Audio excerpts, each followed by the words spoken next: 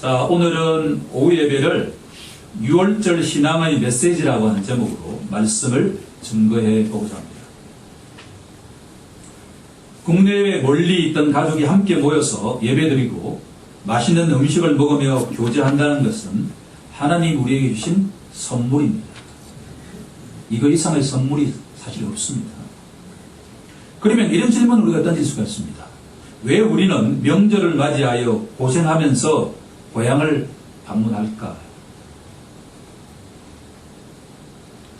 히브리서 기자는 이것을 이 땅에는 우리의 영원한 고향이 없다는 것을 가르쳐 주기 위해서다.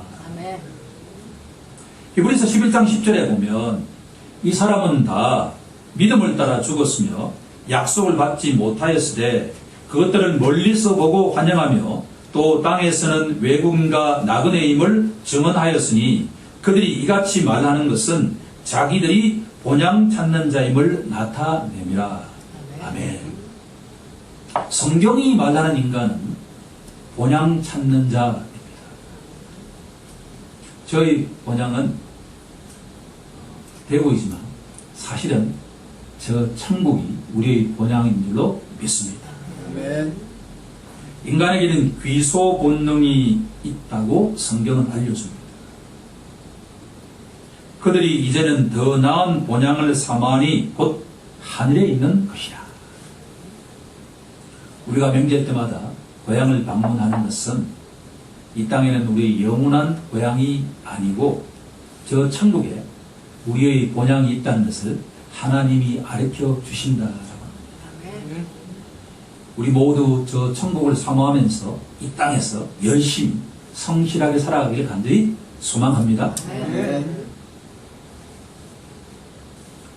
명절을 맞이해서 우리 점심 먹으면서 은희 성도님이 제사에 대해서도 많은 이야기를 했죠. 종교가 다르면 집집마다 명절이 되면 제사상을 차리는 걸 둘러싸고 갈등이 많습니다. 그런데 흥미로운 점은 제사가 어디에서 시작되었을까라고 생각하면 우리 족보에서 시작되었을까라고 생각하면 오해입니다. 성경에서 시작되었다라고 하는 것이 제사의 기본입니다. 어떻게 보면 모든 집집마다 제사를 드리지 않는 집은 하나도 없다라고 합니다. 중요한 포인트는 누구에게 제사를 지내는가, 하나님께 제사를 지내는가, 조상들이라고 알고 있지만 사실은 영적 어둠의 세력에게 제사를 지내는가, 두 개의 차이뿐이다라고 합니다. 우리 신자인가 아닌가, 어떻게 보면 제대로 된 신자인가 아닌가를 구분하는 기준이 있는데 고린도전서 10장 20절 정확하게 알고 있는가 모르고 있는가로 판결할 수가 있습니다. 고린도전서 10장 20절에서 하나님이 이렇게 말씀하십니다. 무릇 이방인이 제사하는 것은 귀신에게 하는 것이요 하나님께 제사하는 것이 아니니 나는 너희가 귀신과 교제하는 자가 되기를 원치 아니하노라. 아멘. 저는 이 말씀을 정확하게 신자인데 그 집안에서 제사 문제로 갈등하고 있는 성도에게 이 말씀을 정확하게 가르쳐 주고 나니까 얼마 있다가 이 제사 문제가 해결되었다라는 것을 들었습니다. 이 세상에 귀신한테 제사 드릴 사람이 사실 어떻게 보면 있을까요? 자기 조상에게 제사를 드린다고 생각하죠. 그런데 우리가 이 땅을 떠나고 나면 우리의 영은 이 땅에 있을 수가 없다라고 하는 게 성경의 진단 아닙니까? 결국 우리가 하나님 앞에 제사 드리지 않는 그 모든 행동들은 귀신한테 지내는 것이다 라고 하는 것이 성경의 메시지입니다. 아멘. 이거 하나만 우리가 정확하게 알아도 갈등 문제로부터 상당히 벗어날 수가 있습니다. 하나님과 영적 어둠의 세력을 동시에 섬길 수가 절대 없습니다. 하나님을 섬기는 자가 되기를 간절히 소망합니다. 아멘. 또 이 제사와 관련되어서 죽음의 사자가 진짜 있을까라고 하는 질문을 던질 수가 있습니다. 한때 전설의 고향이라고 하는 것이 인기 있는 프로였었죠.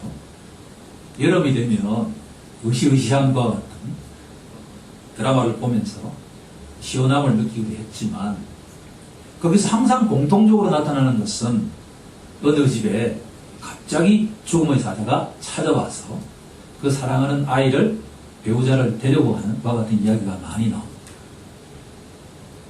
그런데 이 죽음의 사자라고 하는 것도 알고 보니까 전설의 고향이 원본이 아니라 성경이 원본이라 하는 것을 알게 되었다라고 합니다. 오늘 본문 말씀 가운데 우리가 읽지는 않았지만 출애굽기 11장 4절에 가면 죽음의 사자에 대한 이야기가 정확하게 나옵니다. 모세가 바로에게 이르되 여호와께서 이와 같이 말씀하시기를 밤중에 내가 애굽 가운데로 들어가리라. 거룩하시고 영광스러우신 하나님, 정의와 공의의 하나님이 애굽을 방문하신다라고 하는 것은 너무나 무시무시한 일입니다. 죄인들에게, 아담의 후손인 죄인들에게 살아계시고 참되신 하나님이 방문하신다, 절대 좋아할 일이 아니다라고 하는 겁니다. 아멘. 출애굽기 11장 4절에 나와 있는 죽음의 사자는 여호와 하나님께서 직접 죽음의 사자가 되시겠다라고 하는 말씀입니다. 이제 서론적으로 우리 추석 명절과 관련해서 유익한 이야기를 나누었으니 성경 66권 가운데 어떻게 보면 가장 중요한 대목에 와 있습니다. 6월절이라고 하는 것은 우리에게 너무나 중요하게 다가온다. 12장 27절로 한번 가보도록 하겠습니다. 거기에 우리가 하나의 단어에 주목해야 하는데, 너희는 이르기를 이는 여호와의 유월절 제사라 되어 있습니다. 유월절이라고 하는 것은 영어라면 좀 더 분명한데요, 패스오버라는 겁니다. 이 애굽 땅에 찾아온 여호와 하나님께서 죽음의 사자로서 애굽 모든 사람들, 특히나 장자들에게는 죽음의 형벌을, 징벌을 내리겠지만 자신의 언약 백성 이스라엘의 가정에는 그 죽음의 사자가 패스오버, 넘어간다라고 하는 겁니다. 이 죽음의 사자의 징벌로부터 벗어나기 위해서는 너희들이 해야 할 일이 있는데, 그것이 바로 제사를 지내라라고 하는 게, 오늘 첫 번째로 우리가 기억할 내용은 뭐냐 그러면, 죽음의 사자로서 이 애굽 땅을 방문하시는 하나님의 징벌을 피하기 위해서는 언약의 백성들이 하나 해야 될 일이 있는데, 그것이 바로 제사다라고 하는 것이 오늘 메시지입니다. 그러면 어떻게 우리가 제사를 지내는지에 대해서 그 정신이 무엇인지가 찾고자 하는 것이 오늘 내용의 핵심 내용이다라고 볼 수 있습니다. 그러기 위해서는 첫 번째로 한 가지 해야 될 일이 있습니다. 그것은 우리의 진정한 왕이 누구인가에 대한 질문을 던지지 않을 수가 없습니다.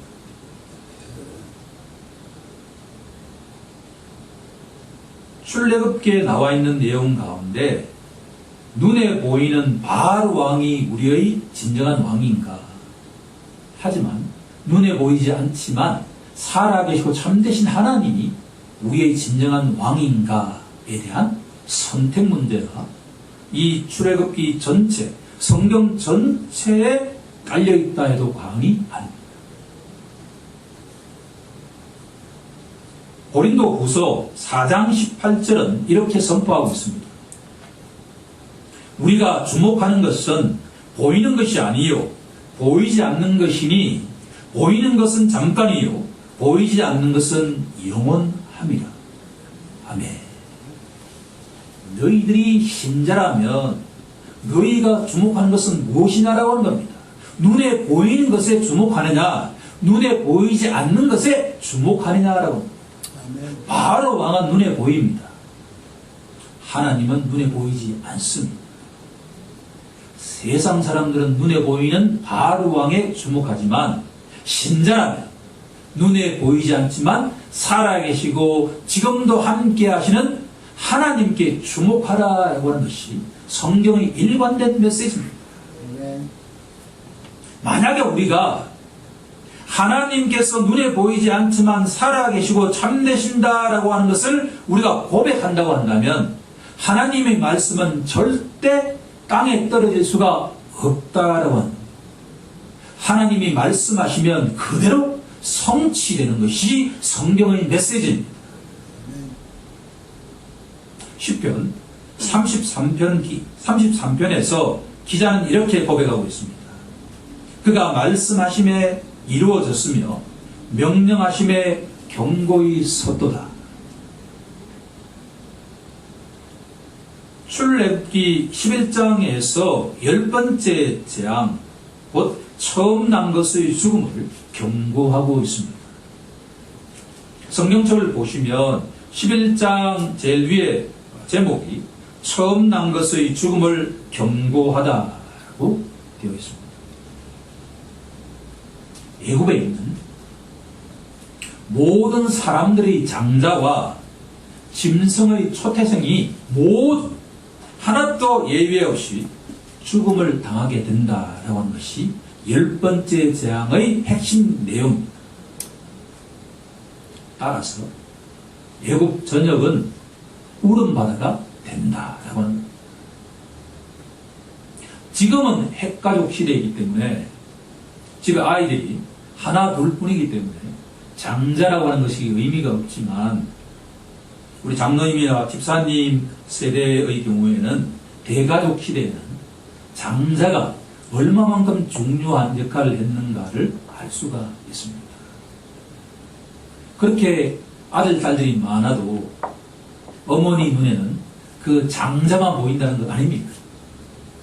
추석 명절에 모든 아들, 딸이 다 와도 장자가 없으면 그 어머니의 마음은 너무나 허전하다고 하는 것이 장자가 가진 의미입니다. 아멘. 그런데 그 장자들이 애굽의 모든 전역에 애굽 사람이든 히브리 사람이든 관계없이 모두입니다. 히브리 사람도 다 마찬가지입니다. 장자가 내가 죽음의 사자로 찾아가서 죽이겠다라고 하는 말씀입니다. 언약의 백성에게도 죽음의 사자가 찾아간다라고 하는 것을 우리는 명심하고 또 명심해야 합니다.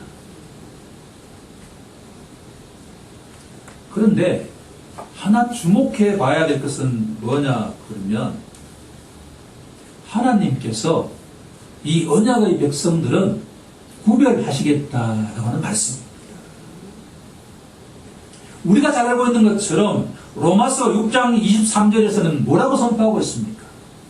죄의 삭은 사망이요 라고 되어 있습니다. 아담을 통해서 이 세상에 죄가 들어오고 난 뒤에 사람은 한 사람도 예외가 없이 죽습니다. 언약의 백성, 히브리 백성이라고 해서 이 죽음에서 예외가 될 수는 없습니다. 당연히 히브리 백성도 다 죽죠. 심지어 예수 믿는 우리도 죽지 않습니까? 그런데 하나님께서 나의 언약의 백성들은 구별하겠다라고 하는 겁니다. 아멘. 구별한다는 것이 무엇을 의미할까? 그 의미를 정확하게 아는 것이 성경 66권 가운데 가장 중요한 질문입니다. 애고에 있는 모든 장자가 다 죽지만 언약의 백성인 이스라엘 백성들의 장자는 누가 대신 죽는다라고 하는 개념입니다. 누군가가 그 히브리 백성의 장자의 값을 치르고 대신 죽는다라고 하는 것이 핵심 메시지다라고 하는 겁니다. 그것이 바로 어린 양이 그 값을 대신 치른다라고 하는 것을 이해하고서 이 12장 본문에 들어갈 때 6월절 신앙이 어떤 의미를 가지는지를 정확하게 알 수가 있다라고 합니다. 첫 번째 오늘 메시지는 뭔고 하니 사도 바울을 통해서 하나님이 선포하신 것처럼 죄의 삭은 사망이기 때문에 이 애굽에 있는 모든 장자들이 죽음에 임한다라고 하는 것이 선포되었다고 합니다. 하나님의 이 말씀이 땅에 떨어질 수가 있을까요? 없을까요? 하나님은 말씀하신 그대로 성취되는 줄로 믿습니다. 두 번째, 우리가 메시지로 한번 들어가 봐야 되겠습니다.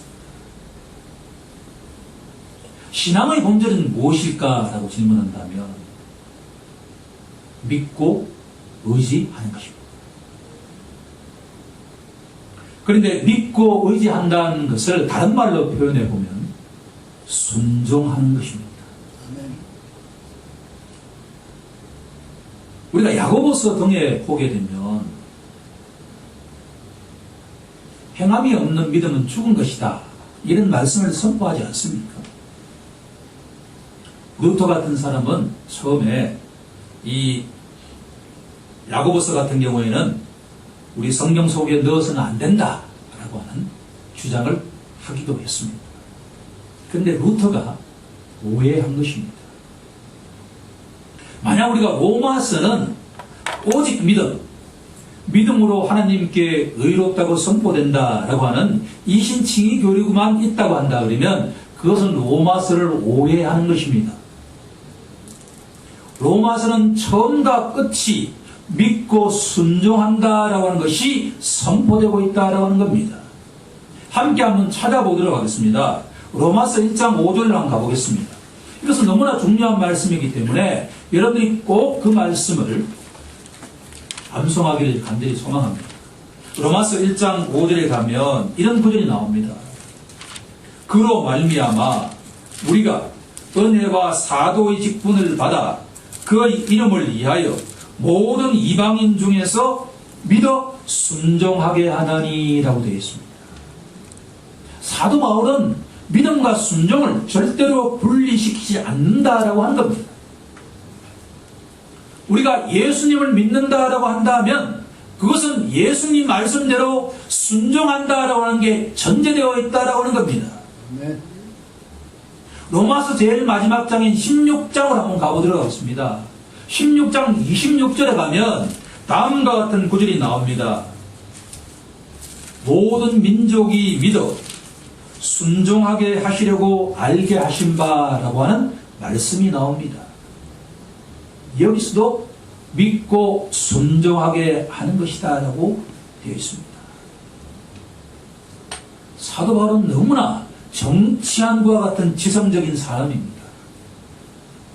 이신칭의 교리로 우리가 잘 알고 있는 이 로마서의 시작도 믿음으로 순종한다고 시작하고 있고 로마서를 마치는 것도 믿음으로 순종한다고 마치고 있다라고 하는 것은 사도 바울은 오직 믿음을 강조했고 야고보는 오직 행함을 강조했다라고 하는 이야기는 틀린 이야기다라고 하는 겁니다. 아멘. 사도 바울이나 야고보나 똑같이 믿음을 강조했습니다. 믿는다는 이야기는 뭘 전제하고 있냐 그러면 믿으면 너가 순종한다라고 하는 겁니다.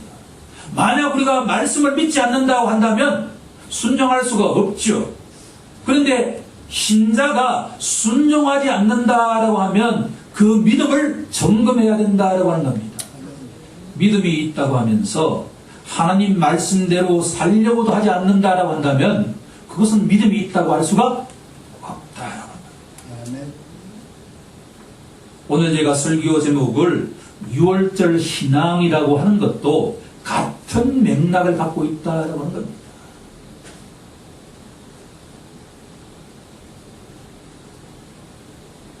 믿음과 순종이 같은 묶음 속에 있다라고 하는 것을 출애굽기 12장을 통해서 명확하게 확인한 것이 오늘 설교의 목적이다라고 해도 과언이 아닙니다.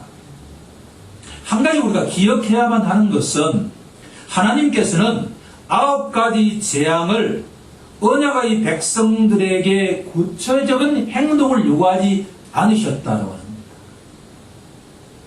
모세와 아론을 통해서 하나님께서는 계속 바알 왕을 찾아가서 이스라엘 백성들을 해방하라라고 라는 말씀만 하시고 지속적으로 9가지의 재앙을 계속 내리셨습니다. 지난번에도 제가 강조했던 것처럼 바로 왕이 우리에게 던지는 메시지는 아담의 후손으로서 어둠의 세력의 종노릇을 하는 사람은 그 부패한 마음이 교정된다라고 하는 것이, 또 말과 행동이 바뀐다라고 하는 것이 결코 쉬운 것이 아니다라고 하는 것을 우리에게 알려주고 있다라고 합니다. 그런데 10가지 재앙을 내리시기 이전에 하나님께서는 언약의 백성 이스라엘에게 너희가 구원을 받기 위해서는 한 가지 해야 될 일이 있다라고 말씀을 하고 있다라고 합니다. 즉 너희들이 나를 살아계시고 참되신 하나님을 믿는다고 한다면 너희들이 먼저 순종을 해야 된다라고 하는 것이 오늘 6월절 신앙의 핵심 메시지다라고 합니다. 자, 그러면 오늘 이제 12장 본문을 보고 구체적으로 한번 들어가 보도록 하겠습니다. 하나님께서는 너희들이 나를 믿는다고 한다면 내가 하는 이야기를 철저하게 순종해야 된다라고 하는 말씀하십니다. 하나님이 첫 번째로 요청하시는 말씀은 5절에 나와 있습니다. 12장 5절 말씀을 같이 한번 읽어보도록 하겠습니다. 시작.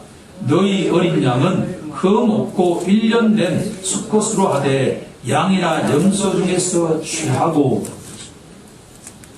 첫 번째 메시지는 어린 양을 취하라라고 하는 말씀입니다. 성경에서 반복되는 단어가 있을 때는 우리가 항상 주목해야 된다라고 배워왔습니다. 3절 마지막 부분에 보면 어린 양을 취하되 라고 되어 있습니다. 4절 첫 번째 부분도 그 어린 양에 대하여, 4절 마지막 부분에 대해서도 너희 어린 양을 계산할 것이며 5절 처음 부분도 너희 어린 양은 이렇게 되어 있습니다. 거기에 밑줄 혹은 형광색을 항상 강조해놔도 우리에게는 항상 유익함으로 다가올 것입니다. 너희가 어린 양을 취하라. 그런데 두 가지 조건이 있습니다. 흠이 없는 것을 취해야 된다. 두 번째는 1년 된 순양을 취해야 된다라고 말씀을 하고 있습니다. 두 번째 명령은 6절에 나와 있는 내용인데 이 어린 양을 잡아라 라고 하는 겁니다. 우리가 어린 양을 잡는다라고 하는 이야기는 양의 목을 따라라고 합니다. 그러면 피가 헐벌 흘러내리지 않겠습니까? 세 번째 가장 중요한 이야기. 그 어린 양을 잡되 그 피를 바르라 라고 하는 것이 세 번째 명령입니다. 제가 천천히 한번 읽어본다면 그 양을 먹을 집 좌우 문설주와 임방에 그 피를 바르라 라고 되어 있습니다. 문설주라고 하는 것은 어떤 집에 양쪽 기둥에 해당되는 수직적인 기둥을 말한다면, 임방이라고 한다면 이 양 기둥을 이어주는 가로의 형태를 의미합니다. 그러면 문설주와 임방을 서로 겹치면 무엇이 되는고 하니 십자가가 된다라고 하는 것을 알 수가 있다라고 하는 겁니다. 자, 첫 번째는 너희가 흠도 없고 1년 된 수컷을 취하고, 두 번째는 그 어린 양을 잡아서 피를 내고, 세 번째는 그 피를 가로와 세로에 바르라라고 합니다. 네 번째, 그날 밤에 고기를 구워 먹으라라고 하는 명령입니다. 8절에 보시면 그 밤에 그 고기를 불에 구워 무교봉과 쓴나물과 아울러 먹으라. 다섯 번째는 14절에 나와 있는 내용인데요. 이 유월절 제사를 영원한 규례, 예식으로 삼아 지켜라 라고 하는 내용입니다. 여기서도 말씀을 묵상하는 가운데 우리가 예식장, 우리 전도사님과 비산행전 때가 되면 이제 사용할 날이 올 텐데 예식장은 언제부터 시작되었을까를 생각해 보니까 성경에서 그 기원이 있다라고 하는 것을 알게 되었습니다. 이 유월절 제사를 너희들은 출애굽하고 난 뒤에 영원한 규례, 영원한 예식으로 삼으다라고 되어 있다는 겁니다. 여섯 번째는 일주일 동안 빵을 먹되 누룩이 들어가지 않은 빵을 먹으라라고 되어 있습니다. 이런 행사를 성경에서는 뭐라고 하냐 그러면 무교절이라고 이야기를 하고 있습니다. 일주일 동안 빵을 먹되 누룩이 들어가지 않는 빵, 무교병을 먹으라라고 되어 있습니다. 그러면 누룩의 영적 의미가 무엇일까를 질문하지 않을 수가 없습니다. 구약 성경에서는 이 누룩에 대한 정확한 영적 의미를 가르쳐 주지 않습니다. 하지만 신약에 가면 특히 사도 바울은 고린도전서 5장 7절 8절에서 누룩의 영적 의미가 무엇인지를 정확하게 우리에게 가르쳐 주고 있습니다. 고린도전서 5장 7절로 한번 가보면 이런 구절이 나옵니다. 너희는 누룩 없는 자인데 새 덩어리가 되기 위하여 묵은 누룩을 내버리라. 우리의 유월절 양 곧 그리스도께서 희생되셨느니라. 이러므로 우리가 명절을 지키되 묵은 누룩도 말고 악하고 악에 찬 누룩도 말고 누룩이 없이 오직 순전함과 진실함의 떡으로 하자라는 구절이 나옵니다.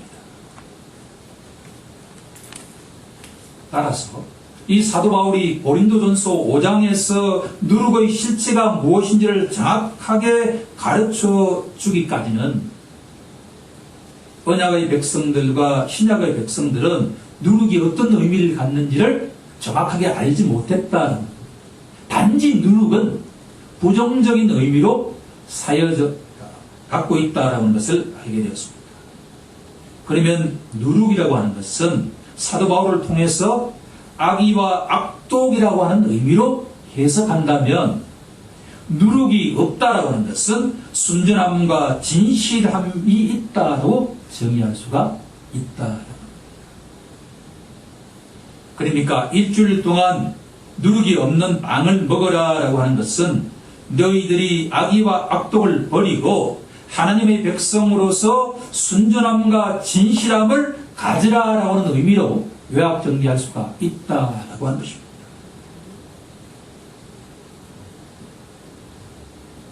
이상의 두 가지 메시지를 중심으로 오늘 말씀을 정리해 보는 시간을 갖도록 하겠습니다. 첫 번째로 우리에게 참된 주권자가 누구인가 하나님은 질문하고 계십니다. 눈에 보이는 바로 왕이 우리의 주권자가 아니라 눈에 보이지 않지만 살아계시고 참되신 하나님이 우리의 주권자라고 고백하는 것이 바로 신자의 자세인 줄로 믿습니다. 이렇게 고백하는 자는 하나님의 말씀은 하나도 땅에 떨어지지 않고 그대로 성취된다는 것을 명심하는 자입니다. 그러면 하나님의 백성에게 요청되는 것은 무엇일까라고 질문한다면 바로 믿음과 순종입니다. 순종하는 믿음이라고 하는 것입니다. 만약에 이 애국 땅 안에 있는 모든 장자들에게 하나님께서 10번째 재앙을 통해서 그들을 징벌하신다고 할 때 우리는 어떠한 자세를 취해야 될까라고 하는 것을 질문한다면 구약의 백성들은 그 정결한 어린 양의 잡고 난 뒤에 피를 좌우로 바르는 것이 요청되었다고 한다면 신약의 백성에게는 십자가 보혈 안으로 숨어야 한다라고 하는 것이 우리에게 던지는 메시지다라고 하는 겁니다. 아멘. 만약에 하나님께서 친히 애굽 땅에 있는 장자들을 치기 위해서 오시는 그날 밤 너무나 용감해서 자기는 이 어린 양의 피가 필요하지 않다고 용감하게 대처하는 자는 울음바다가 되었다라고 하는 겁니다.